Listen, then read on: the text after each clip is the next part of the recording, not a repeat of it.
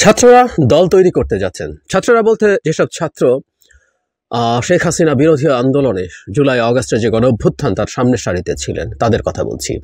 তাদের দুটো সংগঠন বৈষম্য বিরোধী ছাত্র আন্দোলন এবং জাতীয় নাগরিক কমিটি তৈরি হয়েছে। এর মধ্যে যারা ছাত্র তারা বৈষম্য বিরোধী ছাত্র আন্দোলনে আছেন এবং যারা সিনিয়র যারা ইয়াং প্রফেশনালস তারা আছেন জাতীয় নাগরিক কমিটিতে। তারা একটা দল তৈরি করতে যাচ্ছেন এবং এই দল তৈরি করা নিয়ে অনিবার্যভাবে কিংস পার্টি আলোচনা কথাটা চলে এসছে। আমরা খেয়াল করেছি সাম্প্রতিক সময় বিএনপি মহাসচিব মির্জা ফখরুল ইসলাম আলমগীরের মন্তব্যের পর থেকে এই আলোচনাটা আবার বেশ ডালপালা মেলেছে। ছাত্ররা যে দল তৈরি করছে সেটার ইম্প্যাক্ট কী হবে সেটা নিয়ে কেন কিছুটা হলেও অস্বস্তি দেখা যাচ্ছে বিএনপির মধ্যে। আমি গতকাল বিবিসি বাংলার একটা নিউজে দেখলাম যে একই রকম মানে হেডলাইন দিয়ে ভেতরে বিভিন্ন ধরনের বক্তব্য আছে, মন্তব্য আছে যে কেন তাদের এটা অস্বস্তি আছে। একটা অস্বস্তির বিষয় চোখে পড়ছে, লক্ষ্য করা যাচ্ছে। আমি আজকে ওই অস্বস্তি থাকা উচিত কি অনুচিত, ছাত্রদের দলটা কেমন করবে সেটাই যাচ্ছি না। এখানে একটা কথা একটু বলে রাখা ভালো, ওই দুটো সংগঠন যেগুলোর কথা বললাম সেগুলো মিলে দল হয়ে যাচ্ছে না। তাদের কাছ থেকে যেমনটা শুনলাম, এই দুই সংগঠন থেকে যারা আগ্রহী তারা গিয়ে দল তৈরি করবেন। দল তৈরির কাজ তারাই করছেন আপাতত। যারা আগ্রহী তারা দল তৈরি করবেন, নতুন নামে দল হবে। এই দুটো সংগঠন সামাজিক সংগঠন হিসেবে বা পলিটিক্যাল সংগঠন, এভাবে বলবো, পলিটিক্যাল দল না হলেও প্রেশার গ্রুপ হিসেবে সমাজে থেকে যাবে। এই হচ্ছে তাদের বক্তব্য।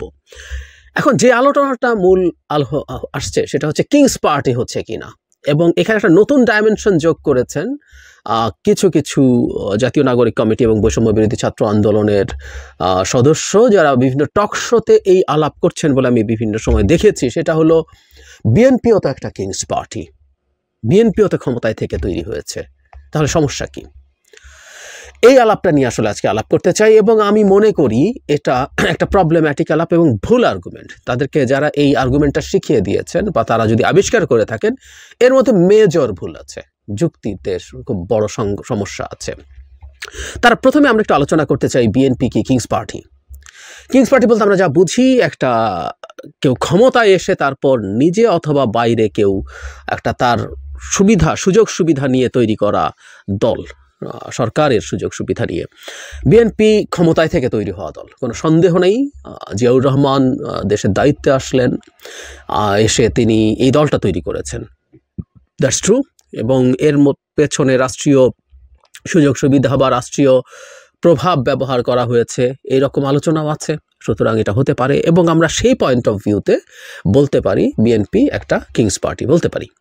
এবং এটা মানে জিয়াউর রহমান এটা তার দল হিসাবেই তৈরি করেছেন প্রকাশ্যে ঘোষণা দিয়ে, সবাই জানতো এটা কি। আরেক রকম কিংস পার্টি আছে, সেটা হলো ফেরদৌস আহমেদ কোরেশি করার চেষ্টা করেছেন ১/১১ সময়। সে সময় রাষ্ট্রীয় পুরো সুযোগ সুবিধা ব্যবহার করে অন্য একজন ব্যক্তি তৈরি করছেন এবং এক ধরনের নাটক হয়েছে ওখানে। সরকার কখনো স্বীকার করেনি যে এই পার্টিটা তারা ওন করে, কিন্তু ওই পার্টিটা আসলে সরকারি সুযোগ সুবিধা ব্যবহার করতে গিয়েছিল, গোয়েন্দা সংস্থা তার পেছনে কাজ করেছিল তার গঠিত হওয়ার পেছনে, সেটা আরেক ধরন। সো এরকম দুটো আমরা নজির বা তুলনা পাই।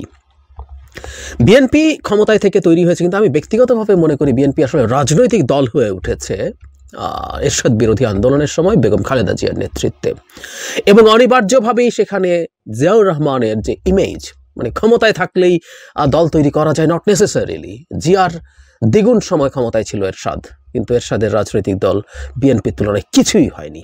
ওটা জাস্ট একটা কতগুলো ক্ষমতা লিপ্সু লোকের একটা ক্লাবের বেশি কিছু আর ছিল না। এটা আমরা দেখেছি পরবর্তীতে, এই সাম্প্রতিক সময় পর্যন্ত কোনো রকমে কিছু ভাত ছেটালে কাক আসে যেরকম সেরকম। আমি একটু এখানে যোগ করে রাখতে চাই, আমি স্পষ্টভাবে আর নাম বলছি না।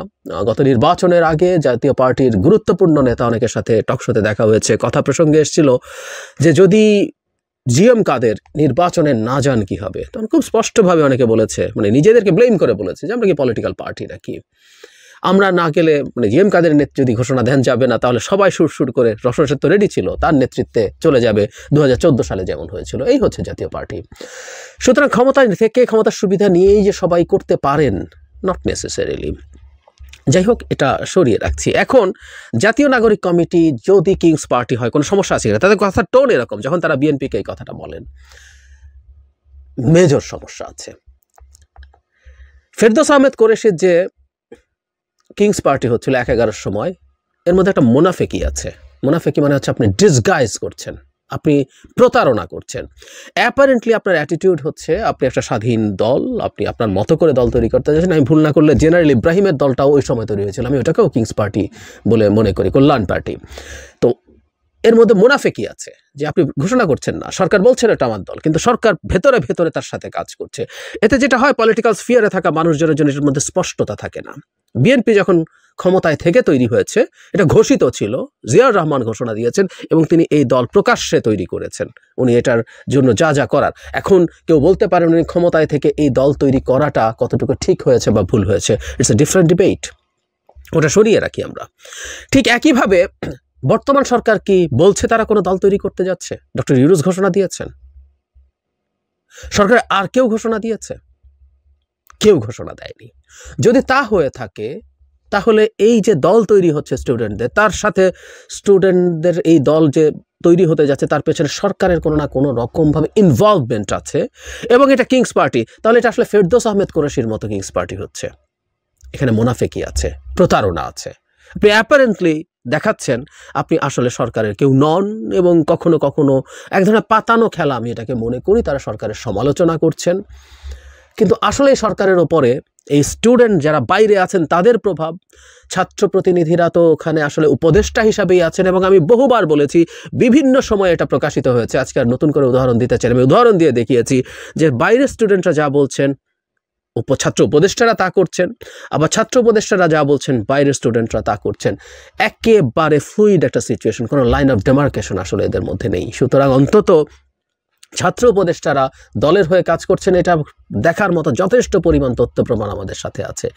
একই সাথে স্টুডেন্ট সমন্বয়করা যখন বিভিন্ন জায়গায় যাচ্ছেন তখন রাষ্ট্রীয় প্রোটোকল, কখনো কখনো নানান সুযোগ সুবিধা তারা পাচ্ছেন এবং তাদেরকে অনেক বেশি, তাদের কোনো পদে তারা নেই, রাষ্ট্রীয় কোনো পদে নেই, কিন্তু তাদের নানা রকম প্রভাবের কথা শোনা যায়। সুতরাং দল তৈরির ক্ষেত্রে এটা ইনফ্লুয়েন্স তৈরি করছে বলে আলোচনা আছে।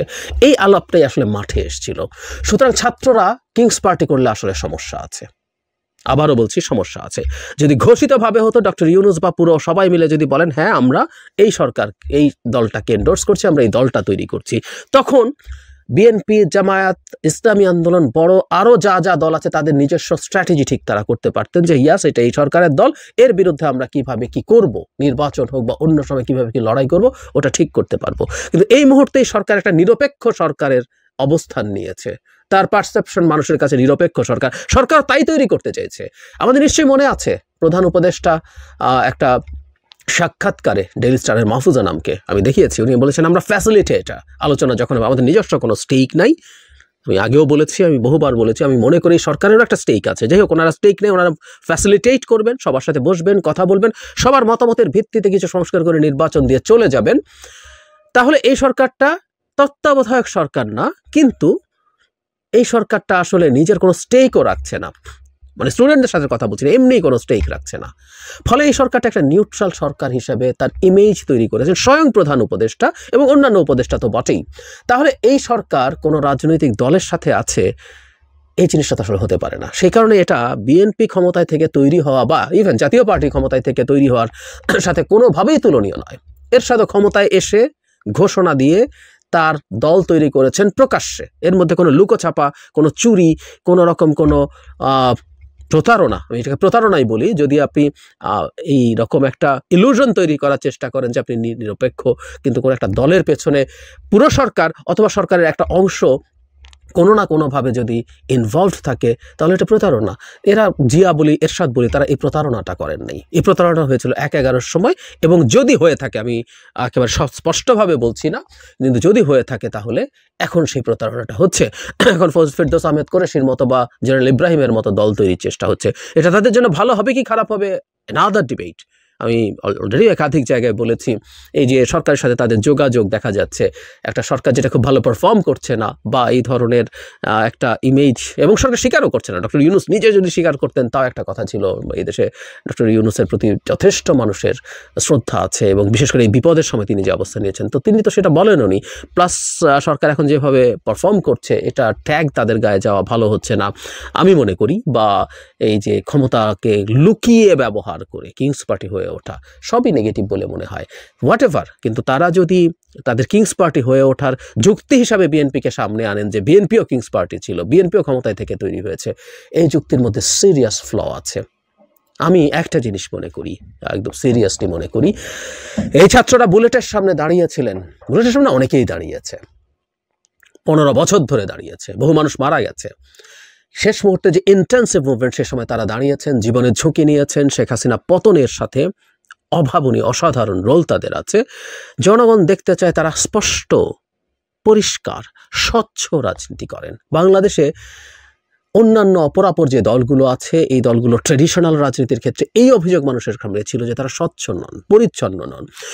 এই ছাত্ররাও যদি একই ধারার রাজনীতি করতে যান, তাদের নতুন করে দাঁড়ানো কঠিন হবে, তাদের এটা মনে রাখা দরকার। সুতরাং সব কিছু স্বচ্ছ এবং পরিচ্ছন্নভাবে করাই আমরা তাদের কাছ থেকে এক্সপেক্ট করি।